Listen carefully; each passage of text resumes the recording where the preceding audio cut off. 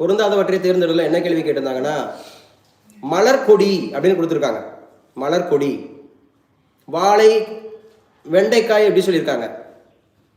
இப்போ இந்த மாதிரி ஒரு 4 கொடுத்துருந்தாங்க. வெண்டைக்காய்னு கொடுத்துருந்தாங்க, சாரை பாம்புன்னு கொடுத்துருந்தாங்க. பொருந்தாதவற்றுனா ஒன்று தானே இருக்கணும். பொருந்தாதவற்றுனா ஒன்று தான் தப்புன்னு இருக்கணும். இப்போ சொல்லுங்க, மலர்கொடி, வெண்டைக்காய், சாரை பாம்பு, இதில் எது பொருந்தாதது? மலர்கொடி, வெண்டைக்காய், சாரை பாம்பு. ஆடா, ரொம்ப எளிமையான கேள்வி தான் கேட்டிருக்கேன். இதை இவ்வளோ நேரம் முடிச்சுட்டு இருக்கீங்க. வெண்டைக்காய் அப்படிங்கிறது பிளஸ் சாரை பாம்புங்கிறது இதெல்லாம் பார்த்தீங்கன்னா இருபெயரெட்டு பண்பு தொகை. ஏன்னா வெண்டைக்காய், அதாவது பின்னாடி பொது பெயர் இருக்கும், முன்னாடி சிறப்பு பெயர் இருக்கும். சாரை பாம்பு, பாம்புங்கிறது பொது பெயர், அதில் சாரை அப்படிங்கிறது சிறப்பு பெயர், காய் அப்படிங்கிறது பொது பெயர், வெண்டை அப்படிங்கிறது பார்த்தீங்கன்னா பொது பெயர், சரி சிறப்பு பெயர். ஸோ இந்த மாதிரி இருந்துச்சுன்னா அதுக்கு பேர் என்ன? இருபெயரெட்டு பண்பு தொகை. ஆனால் மலர்கொடி அப்படிங்கிறது உருவகம், மெட்டாஃபர்.